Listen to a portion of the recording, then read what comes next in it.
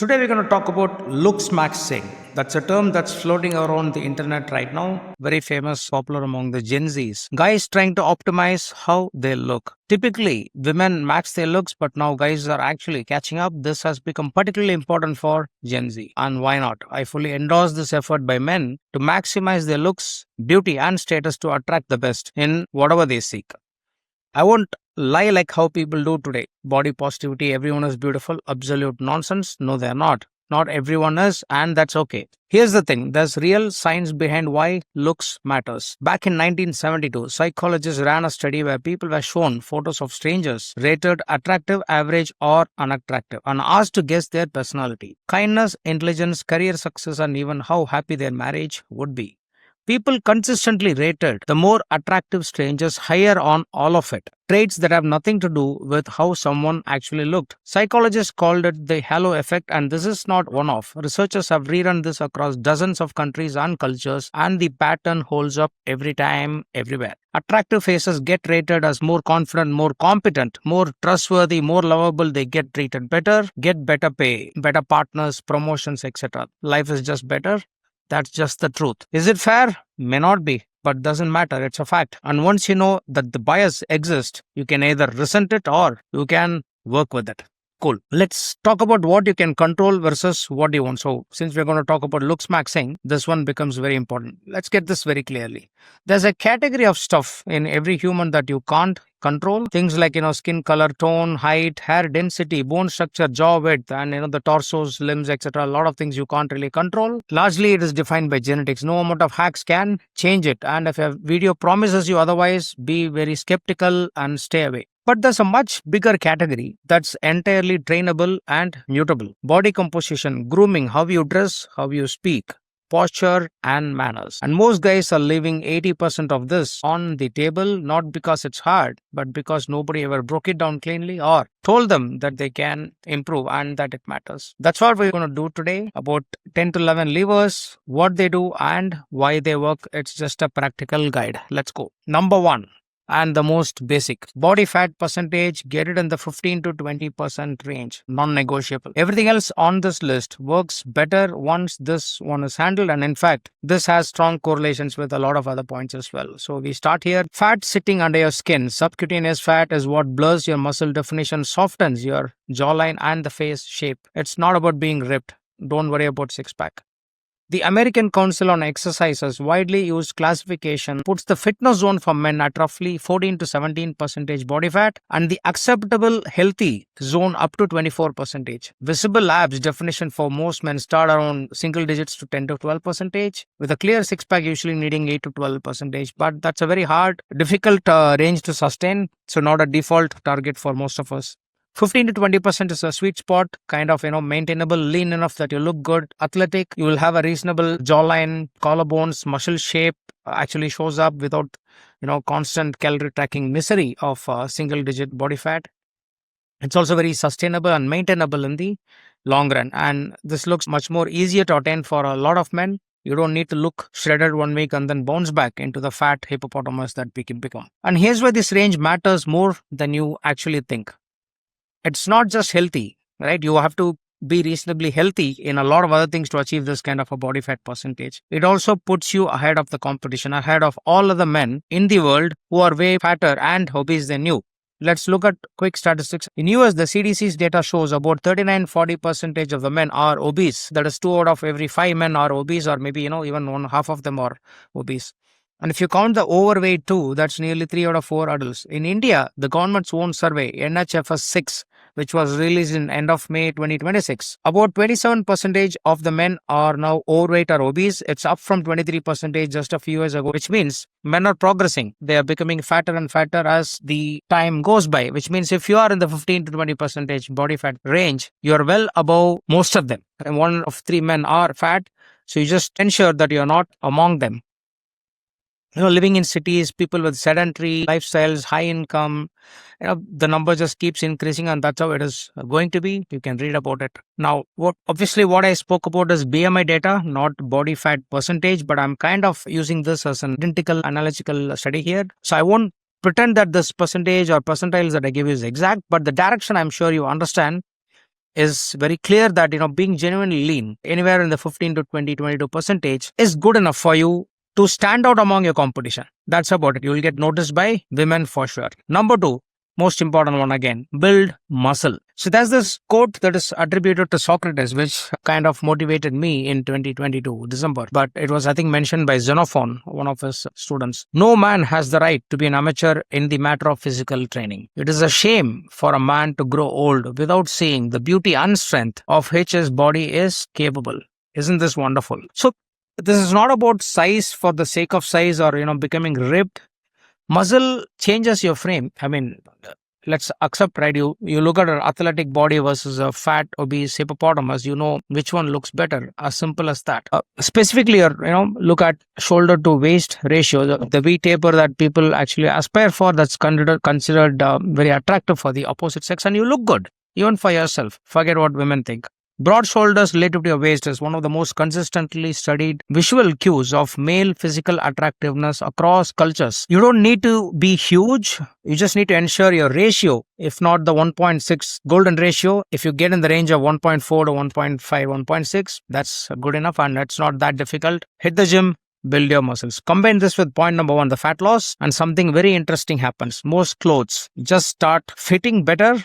Not because you bought better clothes or from better brands, because your frame changed. No need for flashy brands.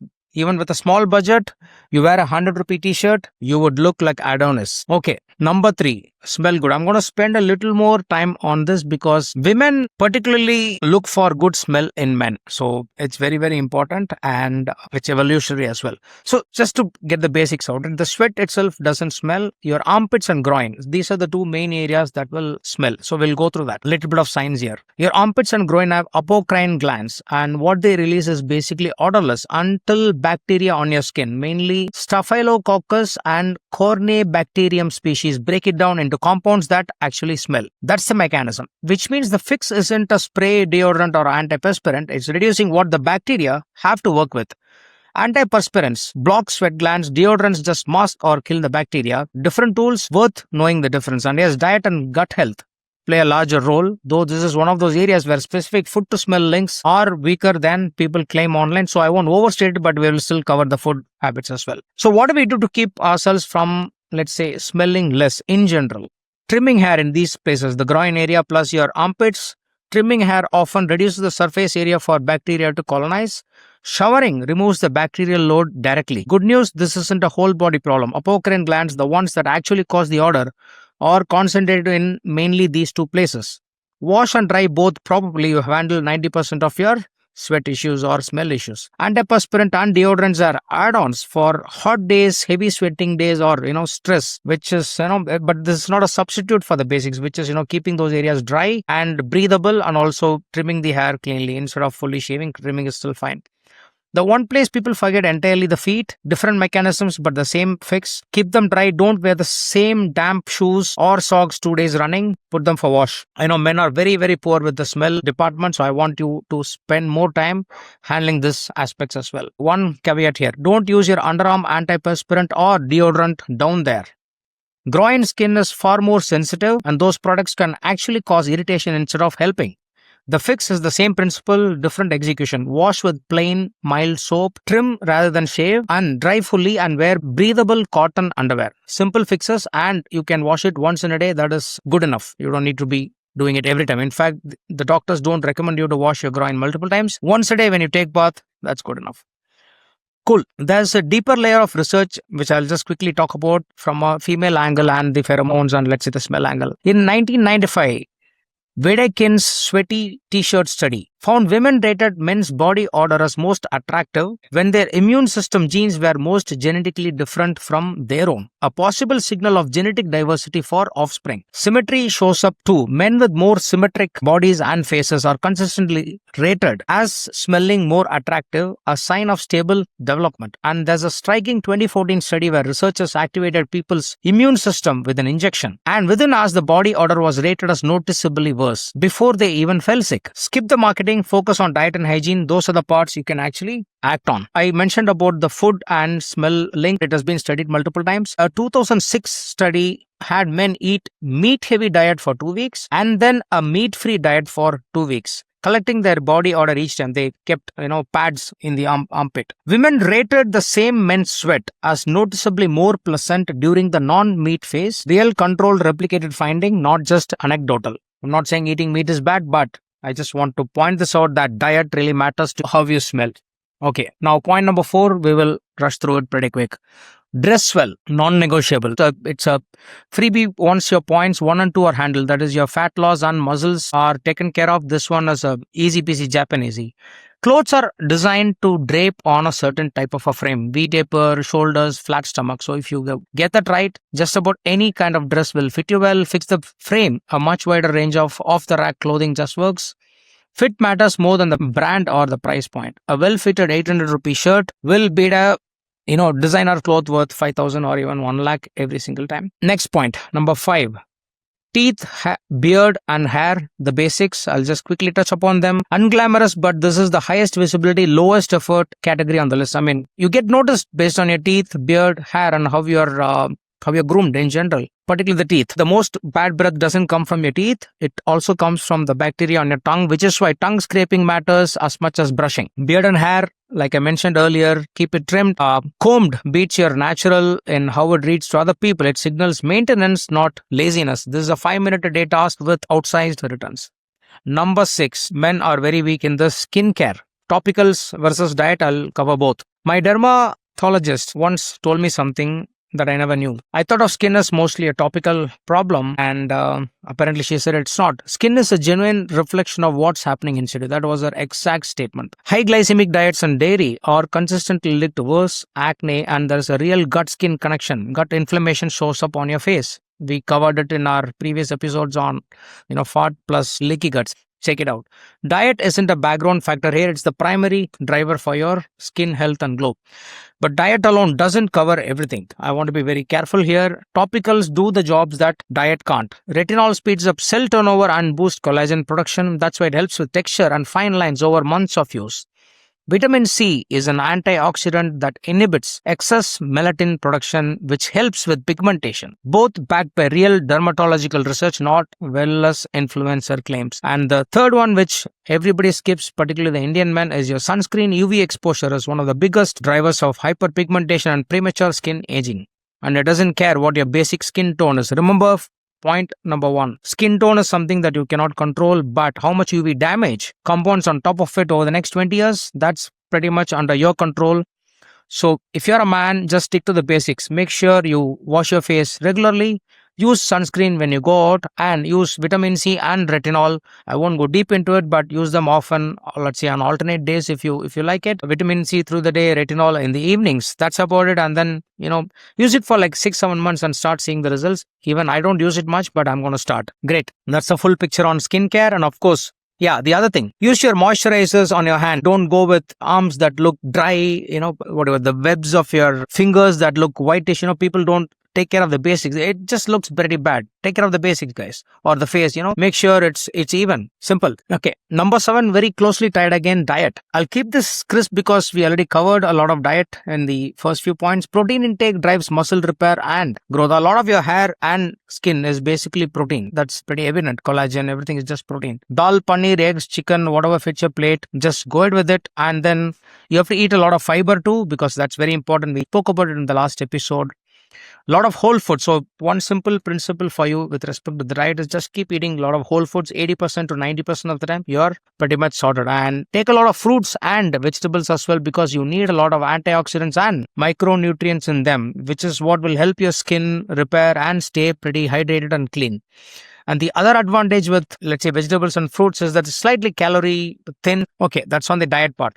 Number 8, non-negotiable again, sleep. This might be the most underrated item in this whole list. A 2011 JAMA study took healthy young men and restricted them to 5 hours of sleep for just 1 week. They took perfectly healthy young men and restricted them to 5 hours of sleep per night for about a week. Their daytime testosterone dropped by 10 to 15%.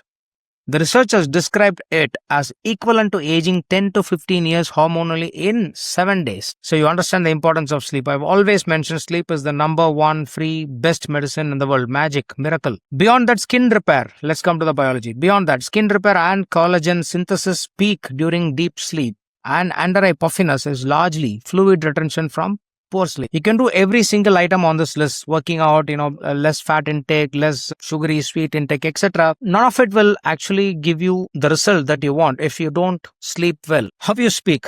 Point number 9. You have to slow down. Speak very clearly. Look people, especially if it's a woman, in the eye, not below. It's not an intense stare, but sustained, natural, warm eye contact. It's not that hard. You have to practice it. Slower, deliberate speech consistently reads us more confident and more competent in how people perceive communication. Rushed, mumbled speech reads us nervous even when the person is not. This is one of the few items on this list that's free and immediate. You can start today. Practice it. It's okay if you struggle. You will settle down with time. It's not that hard, guys. Point number 10. Distinct from confidence, it's more on the mechanical. So a lot of people today, in particular in IT and other jobs, it's a desk job, a lot of phone usage as well, with your neck constantly looking down, and your neck is not designed for this. It has to be looking straight or above. I'll not go deep into posture, but just to tell you that your posture matters, because posture signals confidence apart from all of the factors. What I would say is just do a couple of exercises if you don't get time, to make sure your back is straight and your chest is out, number one, and you have your neck pretty straight in order. That's pretty much it. So gym helps a lot, of course, or some home exercise also helps. Or let's look at the role of yoga in posture. Gym builds strength. Yoga adds the mobility and body awareness piece that strength alone doesn't fix or can't fix. Thoracic spine.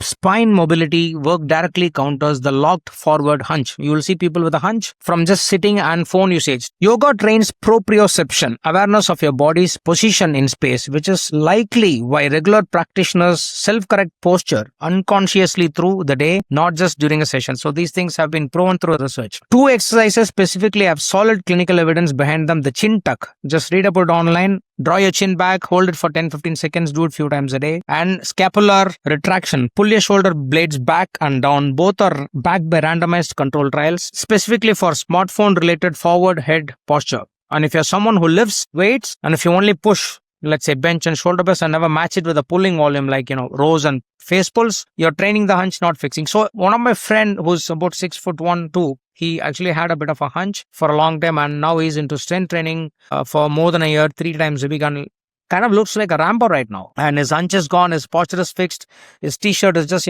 fitting him really well, not like bulging, but it just fits really well. That's good enough. You don't need to look Stallone all the time. So that's on the posture, very important, because people are visual, end of the day. They just see how you talk, they see how you articulate, they see how well you're put together, how you dress, and posture conveys a lot about you visually. They need to be hooked to you.